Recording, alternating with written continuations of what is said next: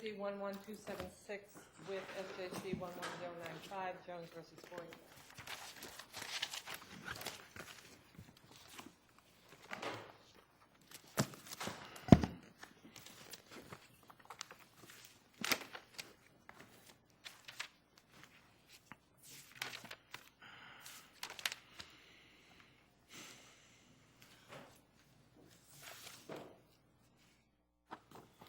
All right, let's proceed.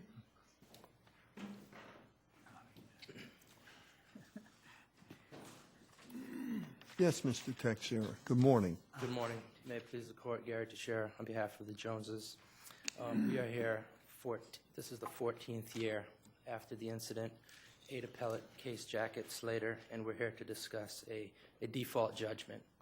This should have been a very easy case, but it has not. And the issue here, as plaintiffs describe, is whether the trial court had the jurisdiction to vacate the default judgment after. That's not the issue we're dealing with, right? Aren't we dealing with damages? With an assessment of damages, yes. The way plaintiffs phrase this issue is whether or not the trial court had the ability to vacate the damages after denying a Rule 60B motion.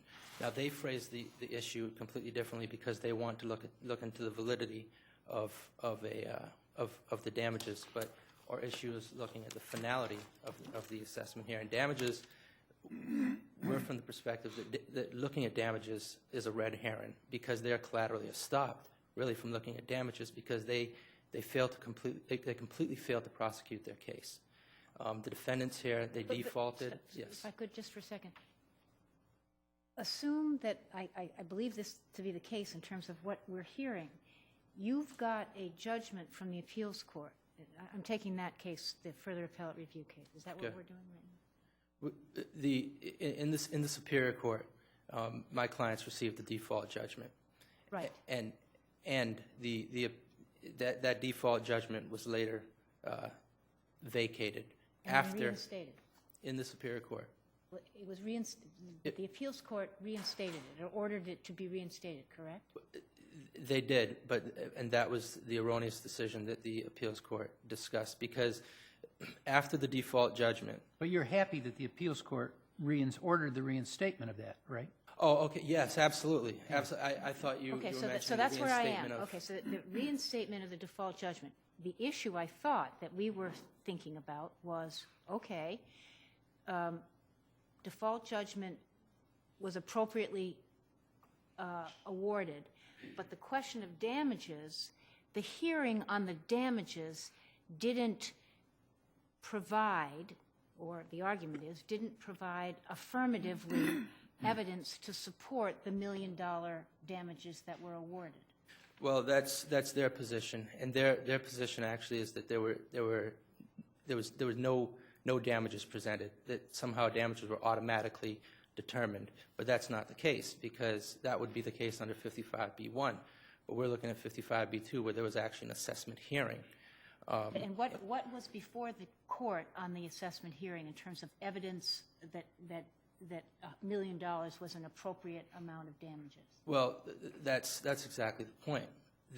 If they had an issue with what was before the court, they should have shown up that day and prosecuted their case. And if they still had an issue, they should have, within the rules under Rule 59 or Rule 52, if they required further findings, they had 10 days to do that. They failed to do that. So our position is that they are collaterally stopped. And what about the Hermanson case? The Hermanson case does not apply. It's completely different. The defendants cite two sorts of cases.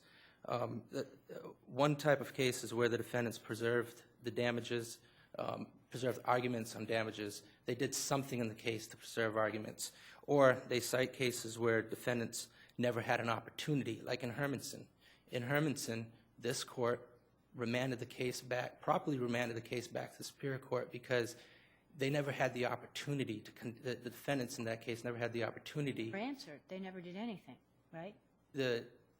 No, the defendants yes, they failed to answer, but in terms of an assessment hearing, there was no assessment hearing. There were affidavits in Hermanson that supported the judgment, but there was never a formal assessment hearing to contest those affidavits. So in other words, the defendants didn't have, their due process rights were not addressed in Hermanson. That's why this court sent it back to the Superior Court so that defendants had an opportunity to question damages and question those affidavits. Here, defendants had their opportunity, but they just failed to appear.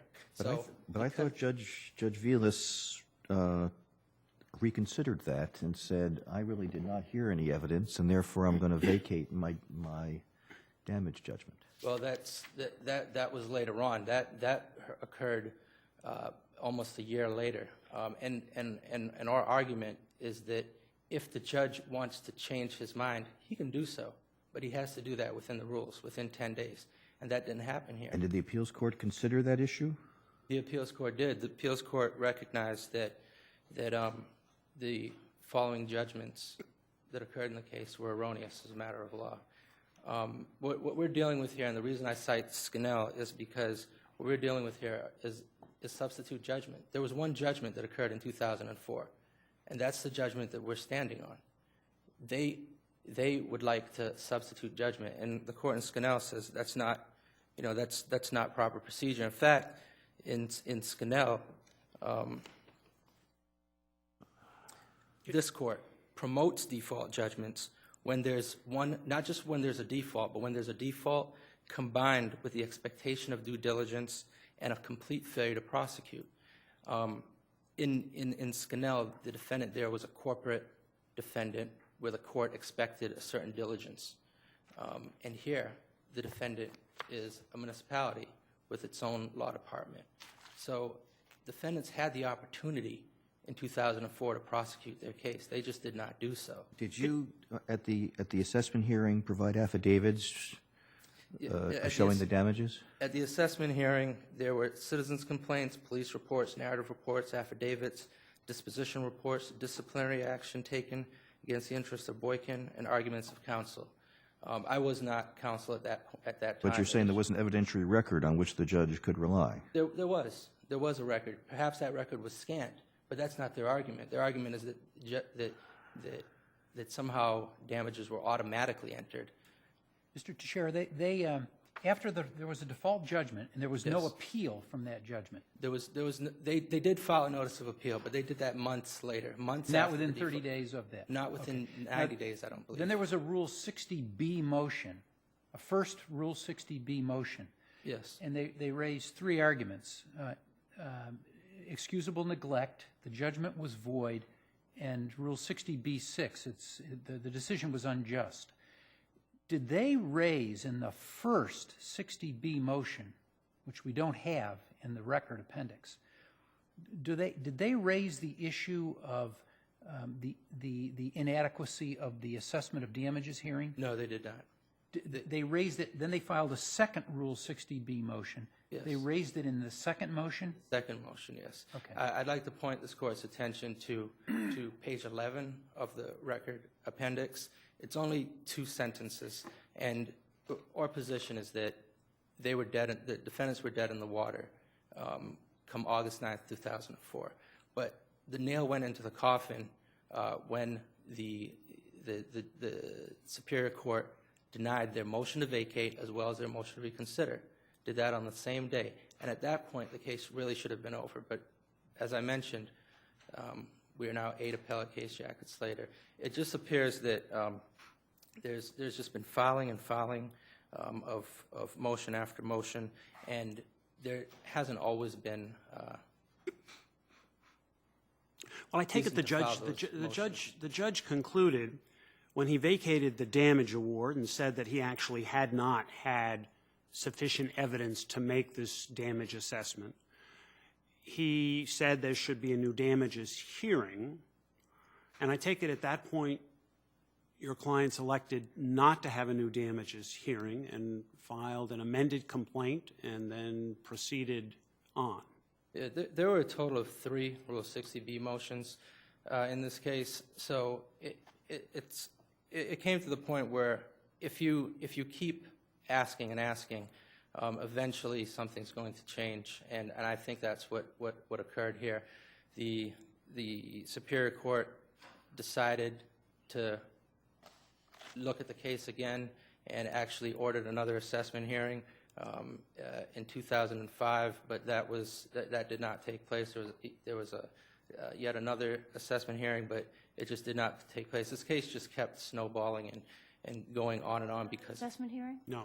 there was one scheduled, but there was never an assessment hearing. But regardless, the judge can change his mind, but he has to do that within a certain time, and that didn't happen here. If I could just highlight one quote that the Superior Court, the Court of Appeals made. I think the reason why the appeals court cited Espinosa is because it really applies here. And in that case, the appeals court pointed out that when a party is notified of a plan's contents and fails to object to confirmation of the plan before their time for appeal expires, that party has been afforded a full and fair opportunity to litigate. And I think that's exactly what happened here. When, as mentioned before in Scannell, this court promotes default judgments when there's a lack of due diligence and a failure to prosecute. If there are no further questions on damages, we have a total of 3 issues here. I'd like to jump to the second. Sorry, just one last Yes. question on that. The damages hearing that resulted in the judgment of $1 million, notice of that was provided to the city, Absolutely. but nobody showed. No one showed. No one, and I'll get to that right now. We're requesting double costs in this situation, in this case, because if I point the court to page 17 of the record appendix, where the Superior Court points out and that arguably my clients were taken advantage of because initially they were pro se, and the court points out that the defendants approached my clients as though they were, and this is a quote, that they were too poor, too mentally disabled, and too financially disadvantaged, something of that sort. One second, please.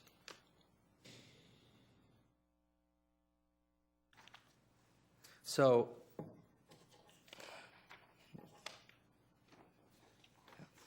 have a list here. And the other place in my brief I'd like to point this court to is page 11 of the gray brief, where I enumerated the different reasons that we were requesting double costs. So one is that they were pro se, and arguably my clients were taken advantage of. And secondly, the court highlights that the defendants in this situation were disingenuous and misleading. That's on page 6 and 7 of the record appendix. There was also a situation where they were reaching out to formulate the Rule 60B motions, and they manufactured excusable neglect. And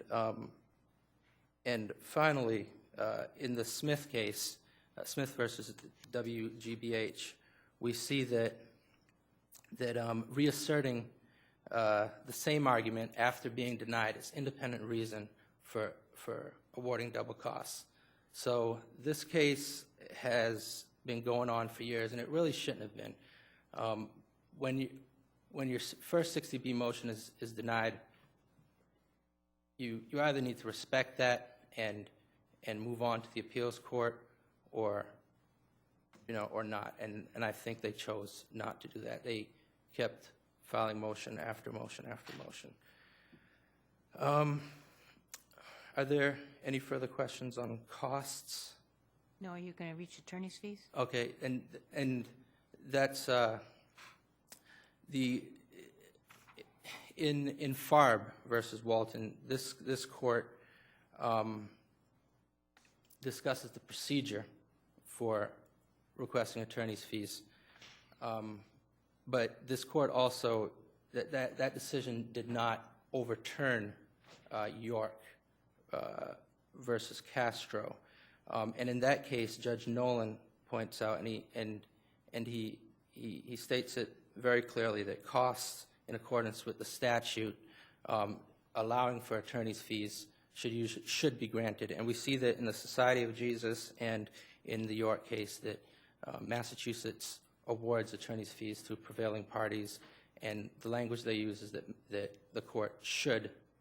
Well, you need a statutory right, but you have a 1983 claim here, right? Yes. So under Section 1988, plaintiffs are requesting their fees. And the problem is, and I'm sure that my sister will raise this, is that in the brief, I used the word costs. I didn't use the words appellant's fees, but that's exactly the point in York, is that if you request costs, that should be sufficient if you are a prevailing party. All right, thank you very much. Okay. Thank you.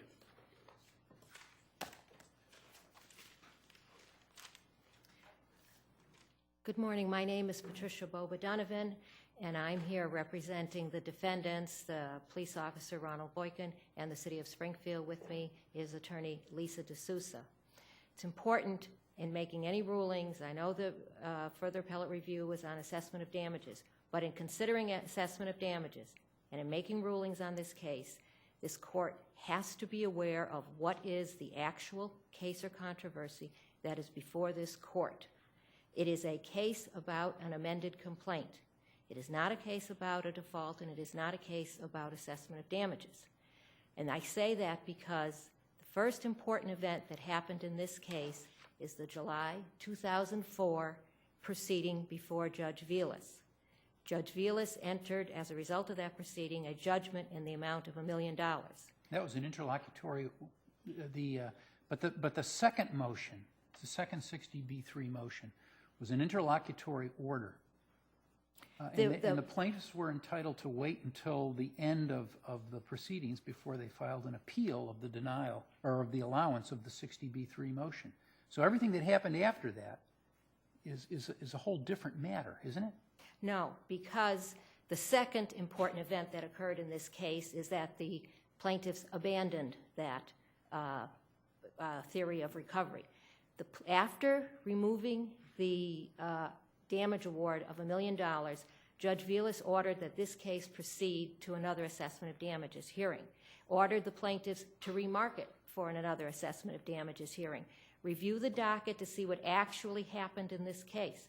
The plaintiffs never remarked it for an assessment of damages hearing. But we have a 2011 judgment from the appeals court of which this is further appellate review That is limited correct. to damages. That is correct. So what does what you're saying now have to do with that? Because you can make rulings on assessment of damages, but there is no action that occurred in the trial court to which you can apply those rulings. The removal of the damage award of $1 million was correct. Judge Vilas made his findings of fact. The transcripts support those findings of fact. There's no reason to disturb it on appeal. So there was no assessment of damages in 2004. Isn't that before us? The appeals court ordered the reinstatement of the 2004 judgment for $1 million. Yes, they did. They said that they wanted that reinstated, and they offer no good reason for Well, that's not before us. This is limited further appellate review.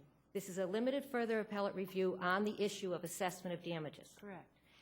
There has been no assessment of damages in this case. There was an assessment of damages.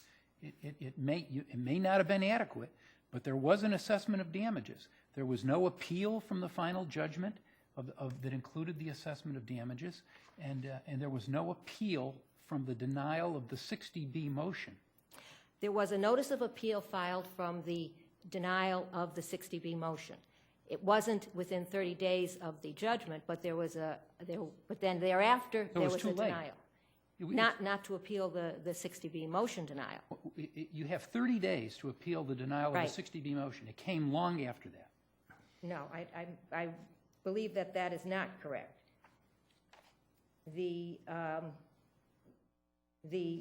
first motion was denied on October 22. The notice of appeal was filed on 11/2/04. It is correct that it was okay. not. And that was the subject of the appeal in front of the appeals court. That is what Yes, that was the subject of appeal. Now, your first 60B motion that you appealed never raised the issue of assessment of damages. No, that motion was filed before the judgment even came out. But that motion never addressed the assessment of damages. That is correct, because we did not know at the time of filing that motion. We did not get the transcript, which is in the record and shows the certificate of the stenographer. We did not get the transcript of, in fact, what happened in that case until November 1. November 2, we filed the second motion for reconsideration, where we alleged an improper proceeding to assess damages. Judge Vilas found that, in fact, he did not conduct a proper proceeding, that there was no assessment of damages. And that was vacated by the appeals And he court. vacated it. And then, this is very important, then the plaintiffs were in control of this case. To say that it's the defendants that have caused this case to go on and on and on is just not accurate. The plaintiffs were in control. They did not remark the hearing on damages. The court finally took the position they were going to set it up for damages hearing. They set it up for April 26, 2005. On April 25, the day before, the plaintiffs filed an amended complaint. Plaintiffs have a choice between trial strategy decisions. They could have gone forward with the assessment of damages hearing. But they didn't. We're not there. That's all water over the dam. We are back at the default judgment that entered on August 9, 2004. You're talking about an amended complaint that was filed 2 years later. Because that was the choice that the plaintiffs made to take this case. But that's not before us. Well, then what we have is a first motion for reconsideration, which was denied. Then we have the second motion, which for the first time raised the issue of damages. That was correctly allowed. Then no assessment the of appeals court vacated that. That is correct. They vacated it on the grounds, they said very little. They said that redress of civil rights violations is important. No one disputes that, but that is not a statement that if you allege a civil rights violation, then you automatically win and you automatically get $1 million. It's just a bold statement of law that we all agree to. Then they say that was the egregious error here, that there has been delay and no further delay can be countenanced. That is what they talk about as far as a reason for reinstating that judgment. Whatever the rules are about finality of judgment, they should at least consider what are the facts, what are the law, and what is justice. Well, that's fine if you make a timely presentation of what are the facts, what are the law, and what is justice. That didn't happen in this case. We presented to this court the facts of the 4-year delay at the beginning was the plaintiffs. They failed to file their complaint for 4 years. Then you've got 1 year. That's true, that's on us. We were defaulted after 1 year. Then you have the plaintiffs refusing to this very day. If you look at their conclusion in their brief, to this very day, they do not want an assessment of damages. They do not want to go there. They made the decision to take a different route and go with the amended complaint. There has been no assessment of damages. You keep on talking about the amended complaint. Because that is what is the case before this court. It isn't before us. Well, then I will argue that the appeals court is in error, because just stating that redress of wrongs is sufficient to reinstate the initial default judgment. That's what you say, the decision of Judge Brown last May, that's all it says? It says the redress of harms resulting from misconduct must be available without injurious delay. That was the egregious error here. No further delay can be countenanced. Can I ask you this question? Certainly. In your brief, you argue, I think, that, all right, the default judgments are in place. Let's say we can't go back and revisit that in this further appellate review. But the assessment of damages, there's two pieces here. One, there was not a proper assessment hearing, and I understand that issue.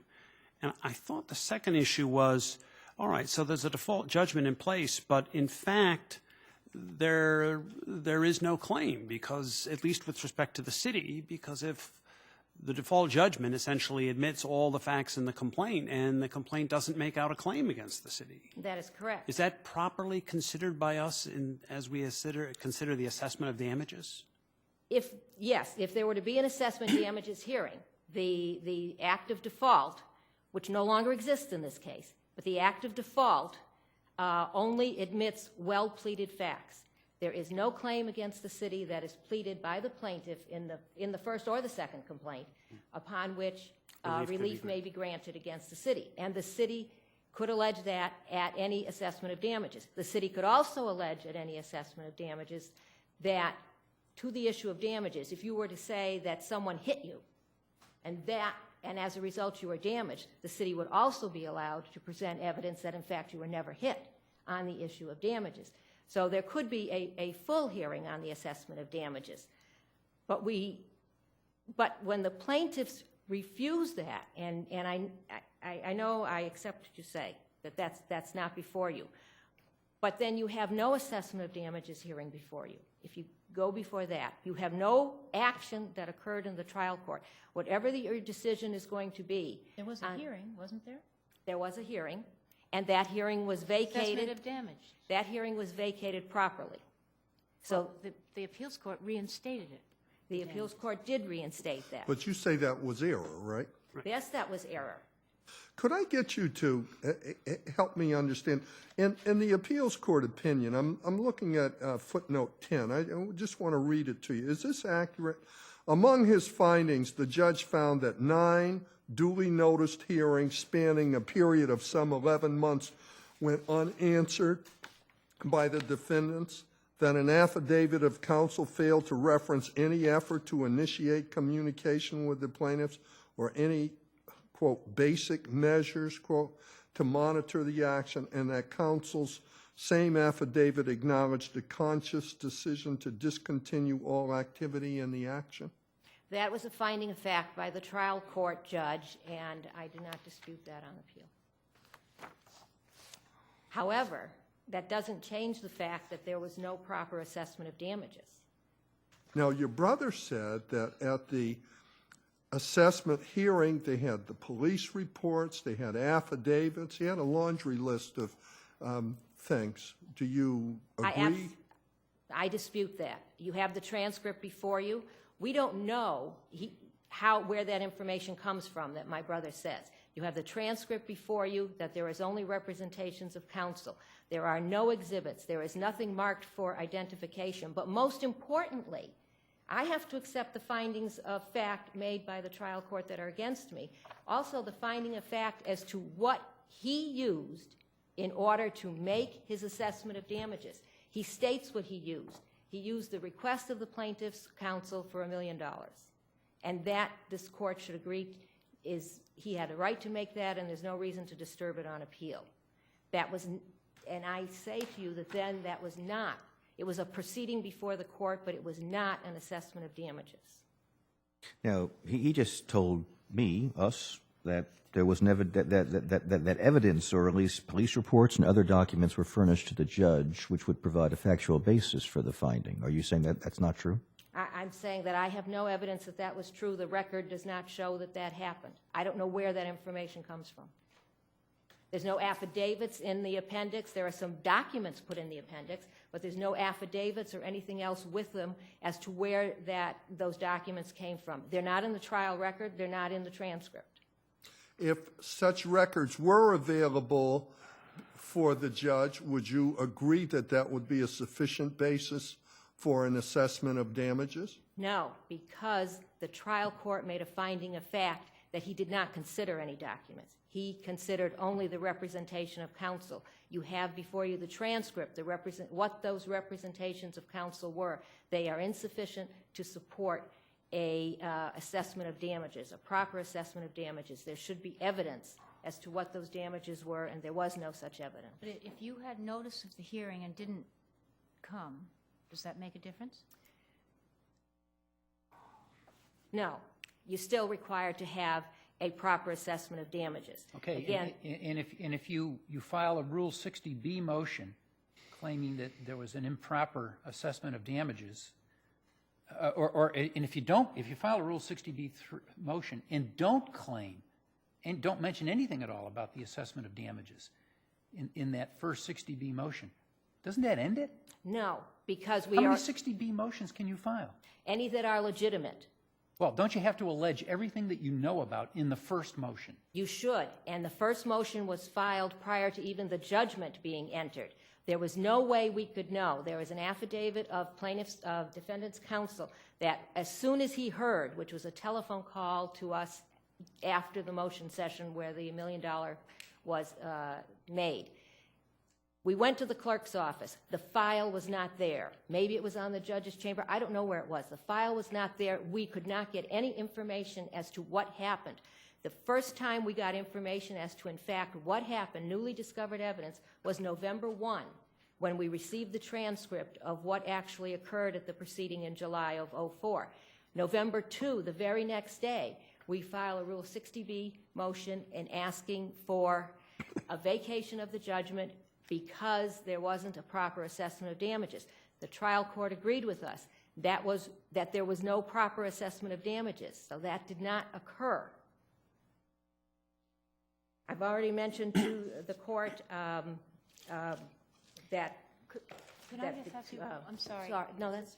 Could I ask one more question? Certainly. The second, the matter that's before us on direct appellate review, what is your... The matter that's before, and that's why I say, and I'm not trying to not do what you're asking of me, but what happened in this case is that now a new judgment has entered. It's a judgment for the plaintiffs. So you have on the Superior Court docket right now 2 judgments for the defendants and 1 judgment for the plaintiff. This is happening when there is an amended complaint and it's not clear to the court which is the complaint that controls, which is the judgment that controls.